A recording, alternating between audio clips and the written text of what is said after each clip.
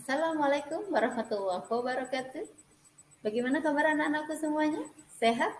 Alhamdulillah. Hari ini kita akan belajar bahasa Indonesia, yakni bicara tentang KD.3 mengidentifikasi teks pidato persuasif. Kali ini kita akan bicara pidato persuasif, yaitu struktur dan ciri-ciri kebahasaan. Kita akan lihat bagaimana pidato yang akan dibawakan oleh teman kalian. Selamat menyaksikan. Bismillahirrahmanirrahim. Assalamualaikum warahmatullahi wabarakatuh. Merdeka. Al-Mahmud Allahu Jalla Jalalu wal musalla alaihi Muhammadu wa ijalu. Asyhadu an la ilaha illallah wa asyhadu anna Muhammadar Rasulullah, amma ba'du. Yang kami hormati Ustazah Srikanti Mulyati SPD dan teman-teman yang saya cintai dan berbahagia. Puji dan syukur marilah kita panjatkan atas kehadiran Allah Subhanahu wa Ta'ala, karena atas karunia-Nya kita dapat berkumpul di tempat yang barokah ini. Salawat dan salam marilah kita haturkan atas junjungan Nabi besar Muhammad Sallallahu Alaihi Wasallam yang telah membawa kita dari zaman kegelapan menuju zaman terang benderang. Pada kesempatan kali ini, izinkan saya menyampaikan pidato dari mimbar yang mulia dengan judul Makanan yang Haram dan Makanan yang Halal. Di dalam Islam, makanan ada yang dihalalkan dan ada juga yang diharamkan. Makanan yang halal yaitu makanan yang didapatkannya dengan cara yang halal dan disembelihnya dengan cara yang halal pula, yaitu menyebutkan nama Allah. Allah berfirman pada Quran surat Al-Baqarah ayat 173, Innama harrama alaikumul maitata waddama wa khiyari wa ma uhilla bighairillah. Pada ayat tersebut dijelaskan bahwa kita dilarang oleh Allah Subhanahu wa Ta'ala untuk memakan makanan yang haram. Apa saja makanan yang haram itu? Yaitu daging babi, darah dan bangkai, dan juga hewan yang disembelih dengan menyebutkan nama selain nama Allah Subhanahu wa Ta'ala. Oleh karena itu, kita sebagai umat Islam harus menjaga segala macam makanan yang hendak kita makan.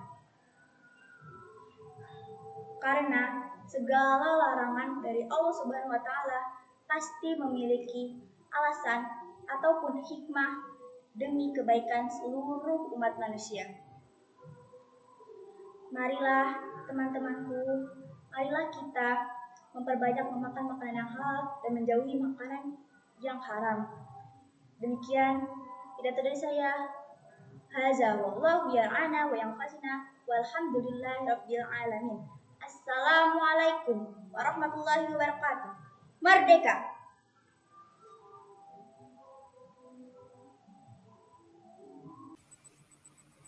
Nah, bagaimana ciri dan struktur teks pidato persuasif? Apakah kalian sudah tahu setelah kalian menyaksikan pidato dari teman kalian?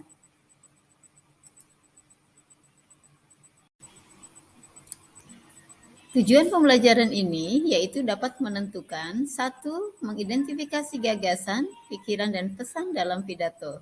2. Menelaah struktur dan ciri teks pidato persuasif. Yang ketiga, menuangkan gagasan, pikiran, pesan pidato dalam bentuk lisan maupun tulisan.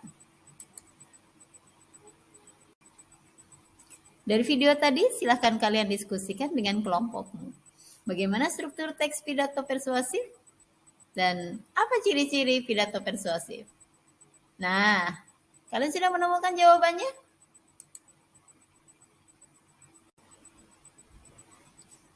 Jadi, untuk apa kita belajar teks pidato persuasif? Kita lanjut tayangan beberapa video kali ini.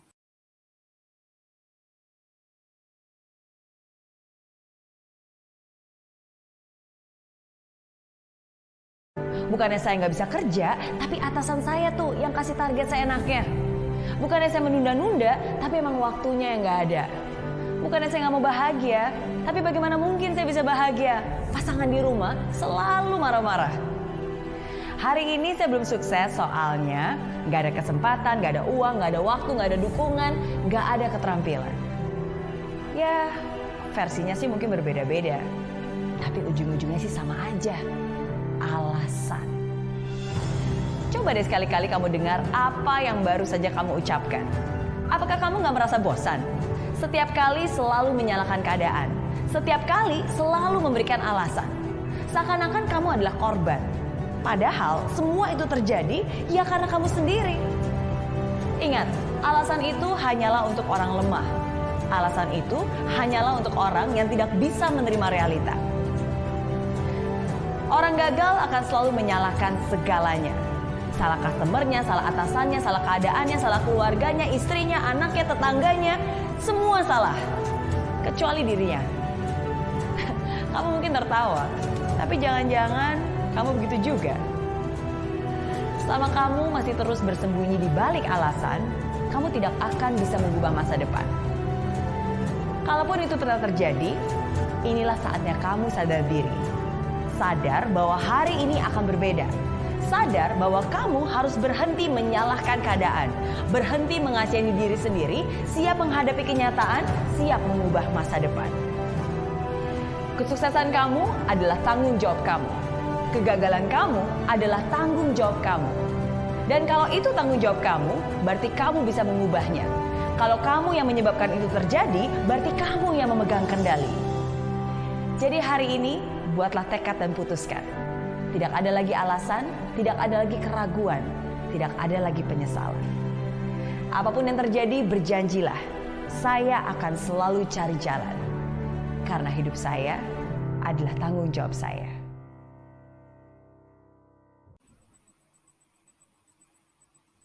Apakah kalian mengenal seorang tokoh Mary Riana? Siapakah dia? Dia adalah seorang tokoh motivator. Apa yang disampaikannya?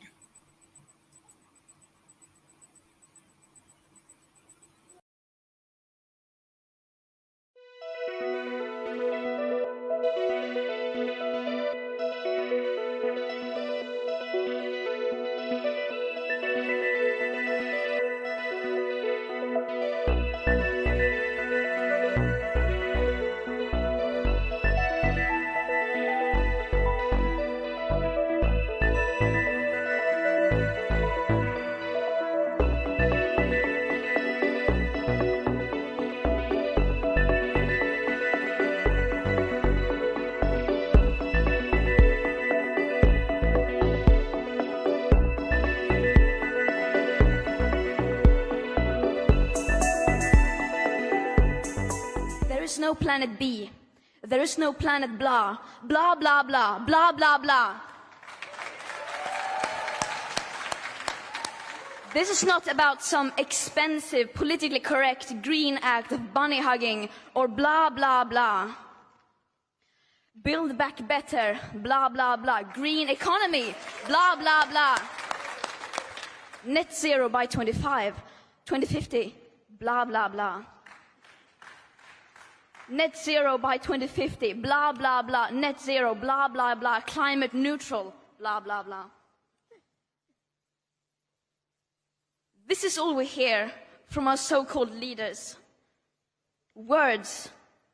Words that sound great, but so far has led to no action.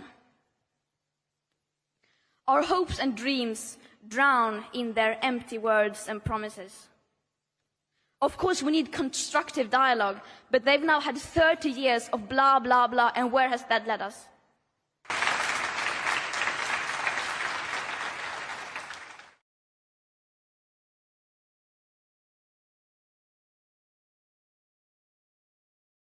Yang masih memiliki kewajiban untuk pergi keluar rumah, mohon hati-hati, kesehatannya dijaga. Dan untuk teman-temanku yang masih suka bilang, letang santai aja, nyawa kita di tangan Tuhan, wet paman boboho. Kalau emang itu prinsip ente, lu jongkok tengah jalan tol sambil bilang nyawa kita di tangan Tuhan. Kalau nggak dicipokin Nova lu. Emang nyawa kita di tangan Tuhan, cuma kan harus usaha kitanya. Ada ikhtiar sebelum tawakal. Nah makanya lu pas pelajaran agama jangan main kiu-kiu, lu kagak masuk di kepala lu. Tapi gue gak apa-apa Tang kalau meninggal. Ya gue juga gak apa-apa kalau lu meninggal. Asal lu meninggal jasad lu nguap gitu, ngilang lah. Lu kalau meninggal karena ngeremehin corona, yang lain bisa kena. Yang mandiin lu, yang nguburin lu, orang catering di tahlilan lu kena. Ya Allah jahat banget lu. Dia gak ngerti apa-apaan, lu cuma ngebungkusin lemper doang, kena. Beda cerita kalau lu udah waspada gitu, pasti ada penanganannya. Kita juga kalau diarahin buat social distancing, yang bisa ngikutin ya nurut, tolong. Ada orang batuk udah ngindarin tuh. Jangan ada yang batuk lu tegur, wet batuk Pak Haji. Yah, lu kena corona lu. Jangan sampai meninggal karena bercanda. Udah ada kan porsinya masing-masing nih. Dokter nyembuhin, pemerintah ngatur. Kita pasien nurut sama arahan. Lu kalau pasien bandel, dokter yang ngambek, kita sembuhnya gimana bos? Lo masuk angin doang mah dikerokin, beres lah corona. Dikerokin dan ngerokin ikut corona juga. Beda corona mah. Biar kata gejalanya batuk-batuk nih, lu minumin obat batuknya bingung. Ya Allah ini bukan job desk gue ini. Obat batuk yang kena corona tuh. Udah di rumah dulu, liburan nanti-nanti mah bisa. Lu gak ke mall sekarang tuh gak apa-apa, itu mall gak bakal berubah jadi kantin, enggak. Lu gak ke puncak sekarang juga puncak gak bakal jadi pendek. Tetep aja kita kalau ke sono nanjak-nanjak juga. Ayo mari kita sama-sama lawan corona. Ini corona didimin lama-lama ngelunjak nih. Ini corona kalau bentukan orang udah gue kelepak dari dulu nih.